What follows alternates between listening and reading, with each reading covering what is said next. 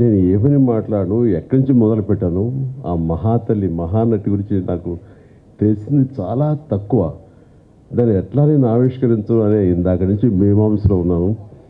నిజంగా కూడా చాలా కష్టం. కానీ వాసవి ఆన్లైన్ సర్వీసెస్ మా వద్ద పాస్పోర్ట్ వీసా సర్వీసెస్ కలవు. వీసాలో 99% అప్రూవల్ సక్సెస్ రేట్ ఉంది. Please contact 8019482544. ఆవిడ గురించి మాటలు మాట్లాడే కంటే చేతల్లో ఇలా చూపించుకునే అదృష్టం నాకు లభించినందుకు దీనికి కారణమైనటువంటి ప్రతి ఒక్కరికి శిరస్సు వచ్చి హృదయపూర్వక నమస్కరిస్తున్నాను. బట్ ఆవిడతోటి నాకు అనుబంధం ఉంది అని చెప్పుకోవటం అన్నది నాకు చాలా సంతోషంగా గర్వంగా అనిపిస్తుంది. నేను పునాదిరాళ్ళు అనే సినిమా మొట్టమొదటగా చేస్తానని వాళ్ళకి చెప్పడం అన్నది అది కాకతాళీయం. ఎందుకంటే అప్పటికి నా ఫిల్మ్ ఇన్స్టిట్యూట్ కోర్స్ పూర్తి కాలేదు, చెయ్యకూడదు, అయినా సరే తప్పనిసరి పరిస్థితుల్లో వస్తాను అన్నాను. అది 1978 ఫిబ్రవరి మంత్, మార్చి రాబోతుందో. అక్కడ ఎవరు ఉంటారంటే అప్పట్లో ఆర్టిస్టులు ఎవరో కూడా నాకు తెలియదు. 4 కుర్రవాళ్ళు, నరసింహరాజు హీరోగా ఉంటాడు, నువ్వు అందులో 5లో ఒకడివి. అక్కడికి వెళ్ళిన తర్వాత నెమ్మదిగా ట్రైన్ ఎక్కి రాజమండ్రి వెళ్తుంటే షూటింగ్ సమయంలో నువ్వెవరితో యాక్ట్ చేస్తావో తెలుసా అన్నారు. తెలీదు. మహానటి సావిత్రి గారు ఉన్నారు, ఆవిడ కాంబినేషన్లో నటిస్తున్నావు అనేసరికి ఒక్కసారి ఒళ్ళు జలధరించింది. వాళ్ళు నాకు ఎందుకు చెప్పలేదో ఏమో నాకు తెలియదు, కానీ ఇది నిజం అన్నట్లుగా అవాక్య వింటే ఎస్. ఆవిడ రాజమండ్రి పంచవటి హోటల్ ఉండేది అప్పట్లో. ఆ పంచవటి హోటల్లో రూమ్లో సేద తీరుతున్నారు. రండి పరిచయం చేస్తామని నన్ను తీసుకువెళ్ళారు. ఆవిడని చూడగానే అసలు అవాక్కైపోయాను, నోట మాట రావట్లేదు. ఈవిడైనా ఎన్నాళ్ళు తెర మీద నేను మా నాన్నగారు అభిమానించేవాళ్ళం. ఆవిడని ఎంతగానో అలా చూసేవాడిని. ఏమీ మాట్లాడలేదు. నీ పేరేంటి బాబు అని అంటే అది అన్నాను. ఎందుకంటే ప్రసాద్ నుంచి చిరంజీవిగా మారిన 1వ రోజు 2వ రోజు అది రాజమండ్రికి బయలుదేరడానికి దారిలో అనుకున్నాను ఆ పేరు ఇక మీద చెప్పాలని. చిరంజీవి అన్నాను. శుభం అని అన్నారు. రేపో ఎప్పుడో మనంతా కలిసి నటిస్తామని చెప్పారు.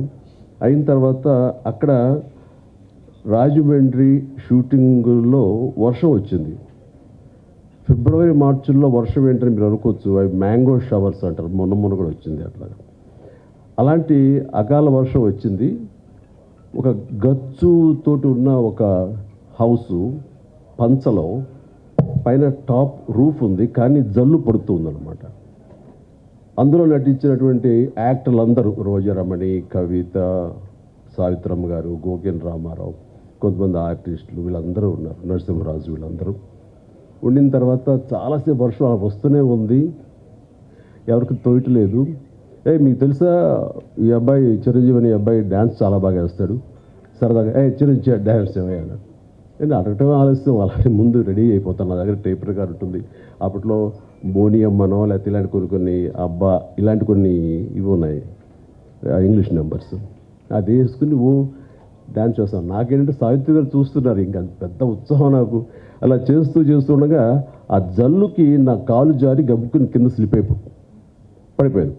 పడినవాడిని ఆగకుండా అక్కడ నాగుపాము డ్యాన్స్ లాగా చేస్తూ ఏదో అలా చేసేసరికి వాళ్ళందరూ క్లాప్స్ కొట్టారు. ఆవిడ కూడా చాలా సంతోషించి నాకు చాలా బాగా నచ్చావయ్యా అంటూ దగ్గర తీసుకుని ఆవిడ నా భవిష్యత్తులో మంచి యాక్టర్ అవుతావు అని అన్న మాట అంతా ఇంత కాదు. అంతటి మహానటి నోటు వెంబట చాలా మంచి యాక్టర్ అవుతావు, ఎందుకంటే నీలో స్పోర్టినెస్ చూశాను, ఆ తర్వాత కింద పడ్డ తిరిగి డ్యాన్స్ వేయటం అనేది ఆ నేచరు చూశాను, ఇవన్నీ చూస్తుంటే కనుక నీకు మంచి భవిష్యత్తు ఉంటుంది అని ఆ మహాతల్లి చేత అనిపించుకోవడం అనేది నాకు అంతా ఇంత కాదు, 1000 ఏనుగుల బలంగా అనిపించింది. ఆ తర్వాత మళ్ళీ ఆవిడతోటి మరొక సినిమా చేసే అవకాశం కలిగింది. అది చాలా రోజుల తర్వాత, అంటే 80లో అనుకుంటా, 1980లో. అది ప్రేమ తరంగాలు అని చెప్పేసి, అందులో నేను, కృష్ణరాజు గారు, సుజాత గారు, జయసుధ గారు మేమంతా ఉన్నాము. ఆవిడ నా తల్లి పాత్ర. ఆ తల్లితోటి మళ్ళీ ఆవిడ బిడ్డగా యాక్ట్ చేసి నటించే అవకాశం నాకు కలిగింది. ఇట్లాగా ఆ తర్వాత మళ్ళీ నేను ఆవిడ చూసే అవకాశం కానీ ఆవిడతోటి నటించే అవకాశం కలగలేదు. ఆ తర్వాత మరి కాలం చెందారు. కానీ ఆవిడ సినిమాలు ఎప్పుడు చూస్తుంటాను, పాత పాటలు ఎప్పుడు ఇంట్లో పెట్టుకుంటుంటాను. ఏదైనా పాత పాట చూడాలంటే కనుక నాకు సావిత్రమ్మ గారు యాక్ట్ చేసినవి, ఆవిడ పాడినవి ఆ పాటలే చూస్తుంటాను. ఎంత సునిశ్చితమైనటువంటి ఎక్స్ప్రెషన్స్, ఎంత హావభావాలు, కేవలం కళ్ళతో మాత్రమే ఆవిడ చూపించేటువంటి గొప్ప నటి. ఇందాక మనం గత వక్తలు అన్నట్లుగా ప్రపంచంలో మరి ఏ నటి లేరండి, ఆవిడే కళ్ళతోటి యాక్ట్ చేసేవాళ్ళు, కళ్ళతోనే ఆకట్టిన వాళ్ళు, కళ్ళతోటి హావభావాలు పలికించేటువంటి గొప్ప నటీమణి.